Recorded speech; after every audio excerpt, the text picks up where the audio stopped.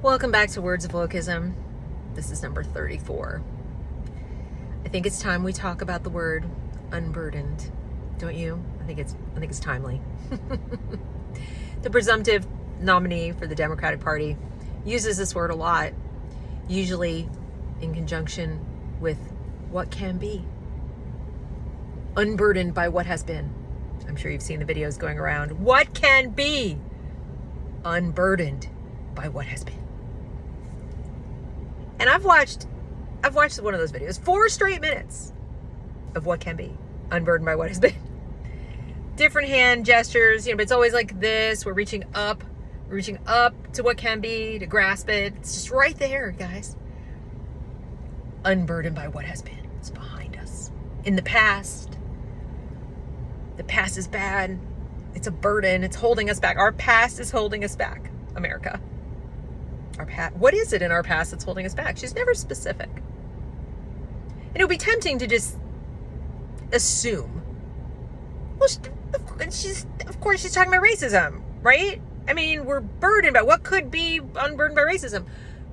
We have a constitution. We have the Civil Rights Act. We have all kinds of laws that have quite literally codified the unburdening in a legal sense.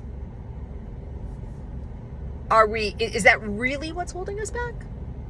The fact that there are a few holdouts out there who, while they are still forced to uphold the law when they violate it, don't wanna, that's the thing, keeping us as a nation from progress, or whatever this is that she wants you to imagine, because she's never specific.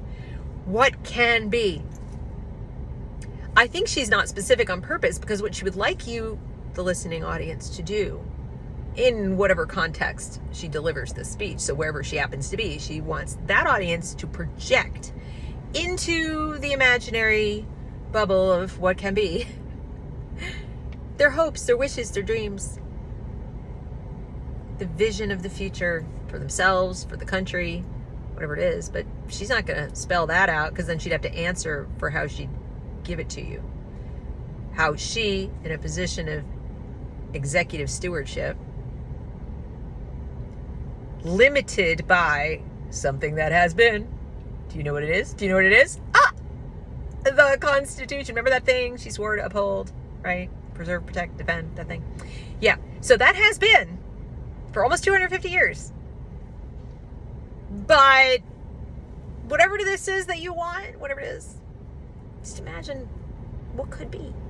What can be unburdened by what has been. Like I said, the implication is the only thing standing in the way of whatever that is that you want, or that you imagine, or she wants you to imagine, because she really wants you longing and wishing and hoping and being very cognizant of things you don't have, things about your life that are not as you wish them to be. You don't ever hear her saying, let's take stock of what we have and what's good. Let's look at what has been that was worth keeping. Let's look at the burdens of our imagination when we get a little out of whack and get a little too far afield and want things that aren't ours to have. No, we don't hear that. We hear what can be unburdened by what has been. I think James Lindsay's right. It's like an incantation. And when, spell, I'm casting a spell over you. Go ahead. Throw your whole heart and soul into imagining that which isn't. And believe my hint. Buy into my sunk premise that it's held back.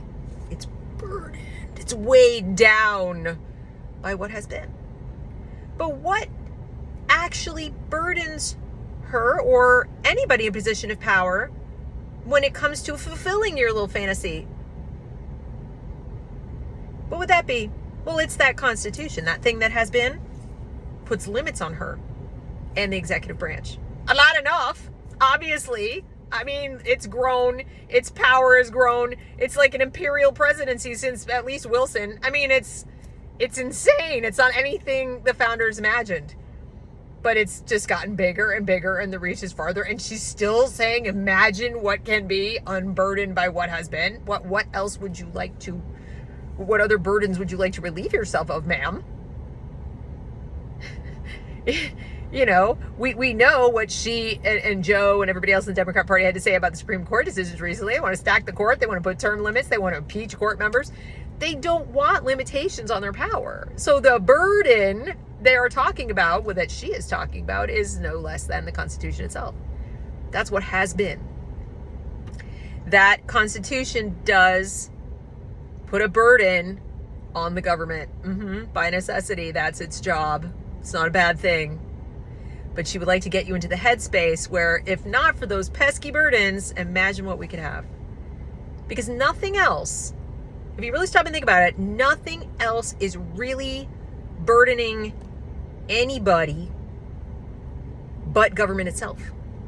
And I highly doubt that Kamala Harris is sitting there saying, imagine what could be without the burden of the income tax.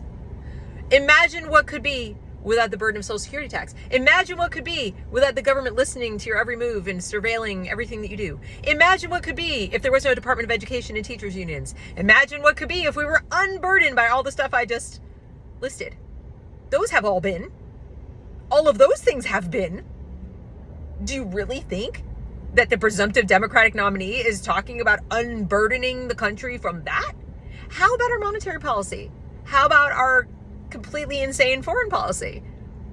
All of this is expensive. I mean, ka-ching, ka-ching, ka-ching, our national debt, deficit spending, entitlements galore, a wide open border with entitlements galore. Really can't have both and remain a country or solve it. To me, those are burdens. Quite literally. Like I said, ka-ching, ka-ching. Not just for me, but my children and grandchildren. But those are not the burdens she's talking about. The what can be is not less of that. The what can be is actually more of that.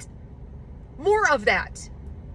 Whatever you want to put in that bucket, you who hear that and imagine all kinds of more things and stuff and benefits and freedom from having to take personal responsibility for your life. I don't believe for a second that the what has been she'd like to get rid of is the administrative state and her own power. Not at all. No way, no how.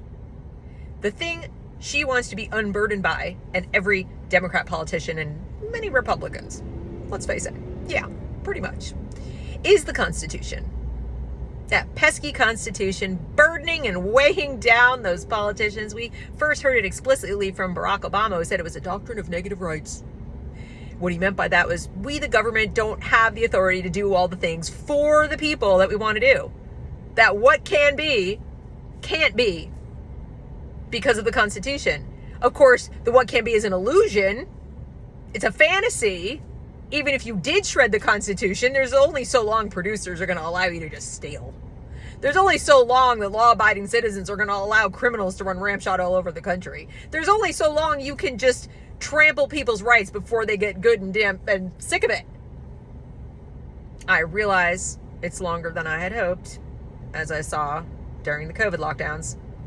But I still believe there's a limit.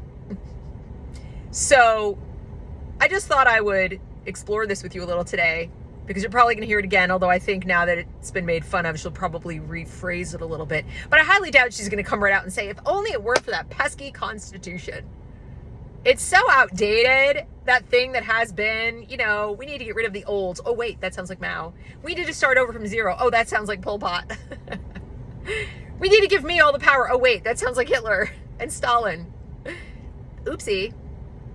What has been is limited government. Actually, not so limited, unfortunately, for way too long. But she thinks it's still too limited. It burdens her. It burdens her and the entire Democrat Party. They want more power. So, next time you hear the word unburdened coming out of Kamala Harris, think of all the things you'd like to be unburdened by that are in the government and how much that's not what she's talking about. Okay? Yeah. I would like to be unburdened by people like Kamala Harris. Can we do that? Can we work on that project? What can be is a free country, unburdened by what has been Democrat policies. Let's do that.